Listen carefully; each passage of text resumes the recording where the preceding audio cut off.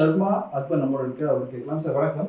தற்பொழுது நோய், அதாவது இருதய நோயால பலர் பாதிக்கப்பட்டிருக்காங்க. இந்த சூழ்நிலை இந்த எந்த ஒரு அறுவை சிகிச்சையும் மருத்துவம் இன்றி, அதாவது மெடிசன்ஸ் இன்றி வந்து இருதய வலி வந்து குணமாக்கலான்ட்டு நீங்க ஒரு ஆய்வு மேற்கொண்டு வரீங்க. இந்த ஆய்வு முடிவு என்ன சார்?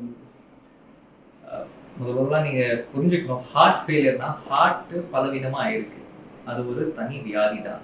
இது வியாதி ஹார்ட் அட்டாக்னால தான் வரும். அதுக்கு immediate treatment, heart attack immediate treatment bypass surgery சொல்லுவாங்க. சில பேர் ஆன்ஜியோகிராம், ஆன்ஜியோபிளாஸ்டி, ஆன்ஜியோபிளாஸ்ட் சொல்லுவாங்க, ஸ்டென்ட் போடுறது சொல்லுவாங்க. பட் அது முடிச்ச பிறகு ஹார்ட்டுக்கு பலவீனமாயிடும், அடிபட்டு ஹார்ட் மாதிரி ஆயிடும், வீக்கம் வந்துடும். அது பேர் தான் ஹார்ட் ஃபெயிலியர் சொல்லுவாங்க. அதுக்கு மருந்து மாத்திரைகள் தான் போட்டு அவங்களுக்கு சரி பண்ணணும். பட் சில பேருக்கு ஸ்டென்ட்டு, பைபாஸ், ஃபிட்னஸ் வராது, பண்ண முடியாது. ஹார்ட் ரொம்ப பலவீனமாக ஆயிருக்கு, ஹார்ட் ஃபெயிலியர் ரொம்ப அட்வான்ஸ் ஸ்டேஜ் வந்திருக்கு. அவங்களுக்கு ஒன்றுமே ஃபிட்னஸ் இல்லாமல் ஸ்டேஜில் அவங்க மருந்து மாத்திரைகள் மட்டும் கொடுப்பாங்க. அந்த மாதிரி பேஷண்ட் நம்ம எடுத்து நம்ம ரிசர்ச் பண்ணியிருக்கோம். நம்ம EECP மூலியமாக, ஹைப்பர் பேரிக் ஆக்சிஜன் தெரப்பி மூலியமாக அவங்களுக்கு நல்லா ஒரு ரிசல்ட் கொண்டு வரலாம் சொல்லிட்டு ரிசர்ச் பண்ணுறோம். சார், குறிப்பாக இப்போ தமிழகம் மட்டும் இல்லாமல் இந்திய அளவில் இருதய நோயால் பாதிக்கப்படக்கூடிய எண்ணிக்கை வந்து அதிகரிச்சு நிலையில வலி இல்லாத அறுவை சிகிச்சையும் இல்லாமல் ஒரு ட்ரீட்மெண்ட் பார்க்குறேன். இதுக்கு வந்து இந்திய மருத்துவ கவுன்சில் வந்து ஒப்புதல் கொடுத்துருக்காங்களா, இல்லை இந்த மருத்துவம் வந்து தற்போது எத்தனை மருத்துவமனையில் வந்து பண்ணிட்டு வராங்க? இது ஆக்சுவலி நிறைய இடத்துல தெரியாது.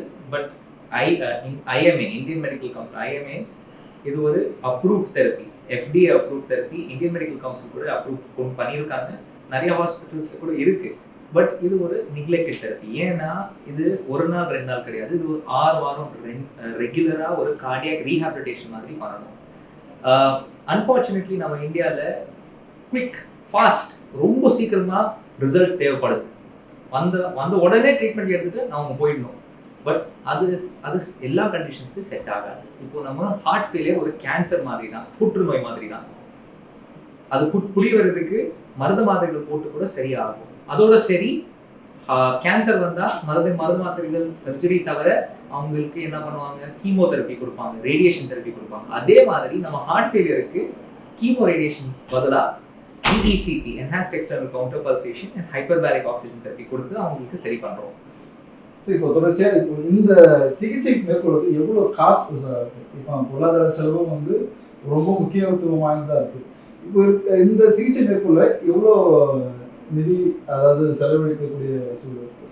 ஸோ இது ஒரு 6 வாரம் மேலே அவங்களுக்கு ட்ரீட்மெண்ட்டு. அது மட்டும் கிடையாது, அவங்களது லைஃப் ஸ்டைல், அவங்களது டயட், அவங்களது எக்ஸசைஸ், அவங்களது பர்சனல் ஹேபிட்ஸ், அவங்களது இன்டர்பர்சனல் பிஹேவியர், அவங்களது ஓவரால் ஹெல்த், அதெல்லாம் எல்லாமே பார்ப்போம். ஃபிசியோதெரப்பி கொடுப்போம். அவங்களுக்கு எல்லாமே ஒரு ஸ்டெப்பாக நம்ம எடுத்துகிட்டு போவோம். பட் EECP HBOT ஒரு கோர் அல்ல, மெயின் ஒரு அட்ராக்டிங் ஃபேக்டர். அவங்களுக்கு ஒரு மேக்னெட் மாதிரி அவங்களுக்கு அட்ராக்ட் பண்ணி இந்த மாதிரி ட்ரீட்மெண்ட் நம்ம பண்ணும்போது கொஞ்சம் செலவு ஆகும். அப்ராக்சிமேட்லி 2 to 3 lakh rupees ஆகும். இந்த மாதிரி 6 வாரம் மேலே அவங்களுக்கு ட்ரீட்மெண்ட் இருக்கும் அண்ட் கண்டினியூஸ் ஃபாலோ தேவைப்படும். சார், கண்டிப்பாக இப்போ இந்த நோய்க்கான இப்போ மருத்துவ காப்பீடு மூலமா இந்த நோய்க்கான சிகிச்சை மேற்கொள்ள முடியுமா?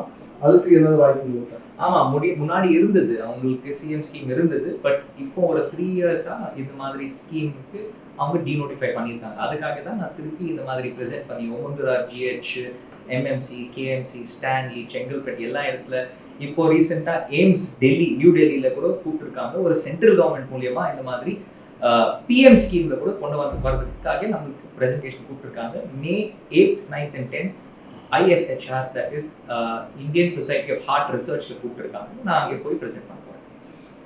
குறிப்பாக தமிழகத்தை பொறுத்தவரை, அதாவது இருதய நோயால் பாதிக்கப்பட்டிருக்கிறவர்களுக்கு அறுவை சிகிச்சை இல்லாமல் இந்த நோயை எவ்வாறு ஆக்கலாம் என நீண்ட நாள் ஆராய்ச்சிக்கு பிற்பாடு தற்பொழுது ஒரு சான்றானது இந்த மருத்துவமனைக்கு கிடைத்திருப்பதாக மருத்துவர் தெரிவித்திருந்தார். ஒளிப்பதிவாளர் மோனிஷுடன் செய்தியாளர் Samuel Vinesar, Zee Tamil news, Chennai.